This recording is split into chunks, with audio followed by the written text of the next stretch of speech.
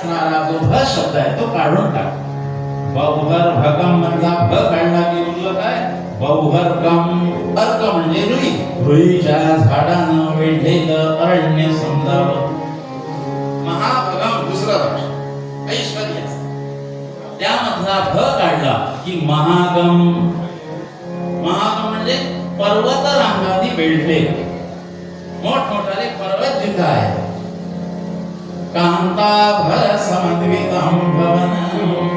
कांताभर म्हणजे स्त्रिया. त्यामधला भाववाचक भ काढला. कांतार समन्वितम भवन.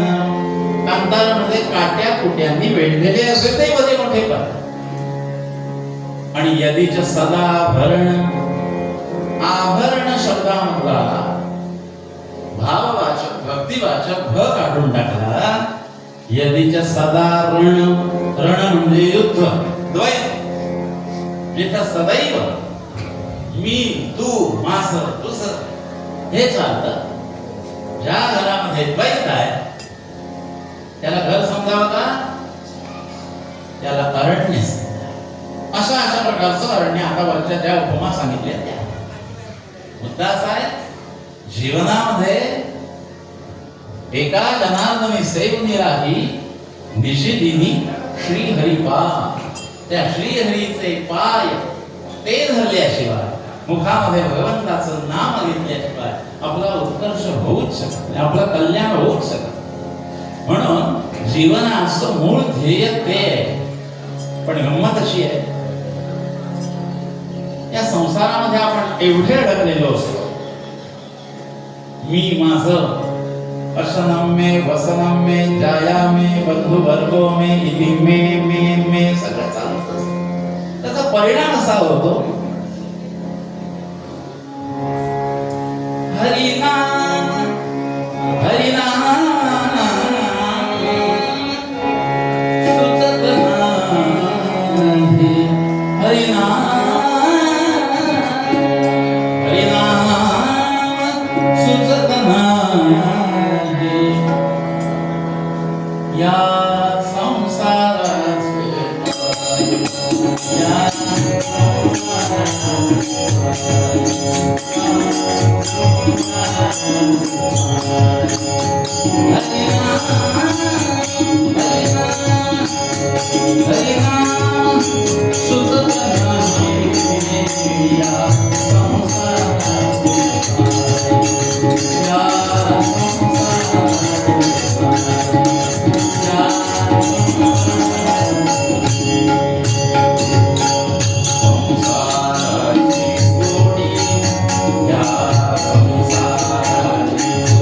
या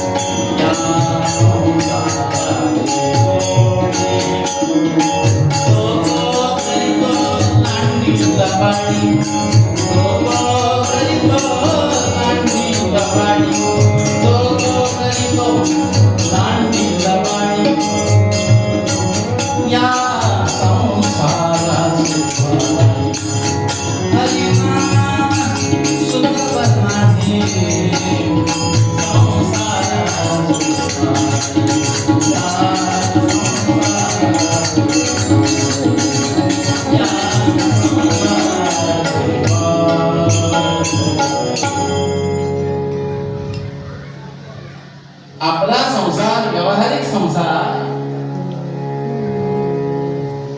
उत्तम प्रकारानं करण्यासाठी प्रत्येक जीव अशा पद्धतीने धडपडतो. काय करतो, या बोटावरचं या बोटा. परिणाम ते भगवंताचं नाम मुखामध्ये घ्यायला आपल्याला वेळ असा. म्हणून संत आपल्याला जागृत करतात. जाता येता उठता बसता कार्य करिता. किंबहुना जे कार्य करू ना ते कार्यच भगवंताला समर्पण करा. ते कार्य हेच भगवंताचं म्हणून करा. बोले ना ते तुझे बोले ना ते तुझे चिंते ना ते ध्यान चिंते ना ते ध्यान चिंते ना ते ध्यान चिंते ना ते ध्यान बोले ना ते बोले ना ते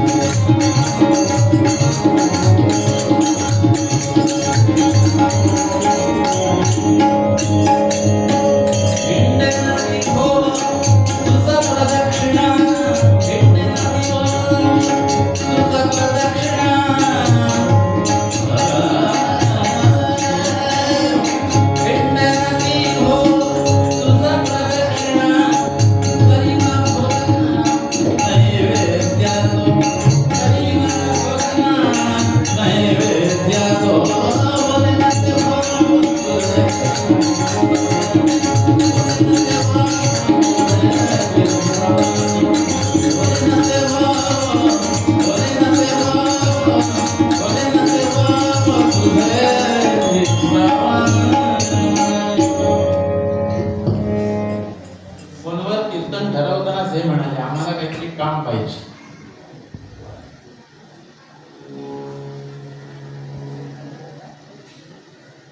भगवंताच्या दरबारामध्ये सुचवणारा तो असतो.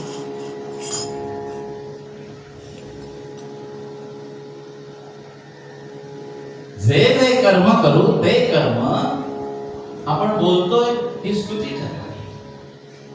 आपण भोजन करतोय हा तुझा नैवेद्य ठरावा. एकच अर्थ ह्या सगळ्याचा अर्थ असा आहे की परमतत्वाशी आपल्याशी सांगड व्हावी, ओळखी व्हावी. तुका म्हणे तेथे नाही मी तू पण, म्हणजे तो आणि मी वेगळा नाही याची जाण झाली की आपण केलेले सगळे व्यवहार हे भगवंताची पूजा करतात. आणि ती भगवंताची पूजा म्हणजे ते व्यवहार हे स्वच्छ घडतात, पवित्र घडतात. म्हणून तर मानवी जीवनाचा विचार करून मानव म्हणजे मानुष्य शब्दाचा अर्थच असा आहे, मानुषो स्खलनम बुद्धी. स्खलन होणं हा त्याचा विशेष धर्म आहे. अधोगतीकडे झटकन जाणं. म्हणून निर्गुण निराकार परमात्म्याने याचा विचार केला आणि त्यामध्ये कराल अशा कलिकालाचा विचार केला. कसा आहे कलिकाल? आता सांगत बसलो तर फक्त श्लोक सांगतो आणि पुढे जातो. धर्मः प्रव्रजितस्तपः प्रचलितः सत्यञ्च दूरे गतम्.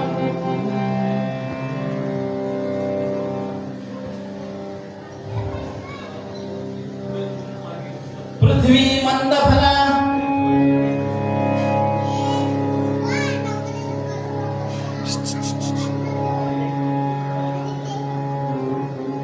पृथ्वी मंदफला नृपः कपटिनः शस्त्रमृतो ब्राह्मणाः. पुढे काय झालं तिसऱ्या चरणामध्ये? लोका स्त्रीषु रता स्त्रियोपि चपला. चपला म्हणजे चपल. लौलंगता सापसाः साधुंसीदति दुर्जनं प्रभवति प्रायः प्रवृत्ते कलम. कलियुगामध्ये धर्म विच्छेद होईल. धर्माचा कोणीही विचार करणार नाही. कुठच्याही बाबतीत खाणं पिणं असो, लग्न कार्य असो, कशाचाही विचार नाही. कुल धर्म विचार नाही. तप करणारे तपापासून भ्रष्ट होते. सत्य दूरच. सत्याला किंमत नाही. फक्त भगवद्गीतेवर बोट ठेवून सांगायचं, सांगेन ते खरं सांगेन, बोलायचं सपशेल खोट. पृथ्वी मंदफला या सगळ्याचा परिणाम पृथ्वी मंदफला आपण बघतोय. नृपा कपटिनः शस्त्रमृतो ब्राह्मणाः. कोणी काय करावं? क्षत्रियांचं कर्म ब्राह्मण करू लागले, ब्राह्मणांची कर्म अन्य कोणी करू लागले. परिणाम त्याच्या पुढचं लक्षण सांगितले. लोका स्त्रीषु रता. सगळे लोक आपल्या बायकांच्या अधीन झाले. स्त्रियोपि चपला. चपला हा चपला म्हणा, चपला नाही चपला हा म्हणजे त्या चपळ. सगळे पुरुषांचे कारभार स्त्रिया आपल्या हातामध्ये घेतली. आणि त्या युगानं काय काय काय घडे सांगण्याच्या पलीकडचे. साधुंसीदति सज्जनांचा साधूंचा छळ होईल, त्यांना दुःख होईल. आणि दुर्जनम प्रभवती त्यांचा प्रभाव वाढेल. अशा प्रकारचे अनेक लक्षण भागवतामध्ये सांगितले. तर अशा कराल कलिकालामध्ये माणसानं आपला उद्धार करून घ्यावा म्हणून निर्गुण निराकार परमात्म्यानं या पृथ्वीवरती अनेक ठिकाणी विविध प्रकारच्या लीलात्मक अशा प्रकारानं अनेक लीला करून भक्तोद्धारासाठी ते या पृथ्वी तलावरती विविध रूपामध्ये अवतीर्ण झालेले आहेत. आणि त्यापैकीच हे भगवान शंकरोती शंकर हे भगवान शंकर आदिदेव महादेव एका लीलामय प्रसंगातनं या तीर्थक्षेत्रामध्ये प्रतिष्ठित झाले. तो कथाभाग पुढे बघायचा. मुद्दा असा आहे, नाथांच्या सांगण्याचा अभिप्राय असा आहे की हे माणसा स्वतःच्या कल्याणाचा विचार कर, आत्मोद्धाराचा विचार कर आणि साध सोप साधन आहे. धर्म पाळलाच पाहिजे. धर्माचा त्याग केला, अधर्मानं वागल्यानंतर त्याची मिळणारी फळं सुद्धा अधर्माचीच असतात. तो विषय स्वतंत्र आहे. मुद्दा एवढा लक्षात घेऊन कराल अशा कधी कालामध्ये याच्यातनं तरुण जाण्याचा साधा सोपा मार्ग म्हणजे भगवंताचं नाम, त्याची उपासना हाच आहे. मूळ पत्त्यामध्ये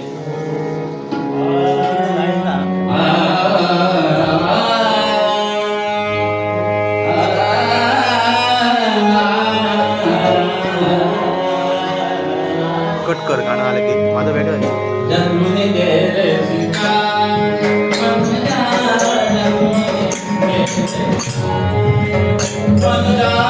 जन्म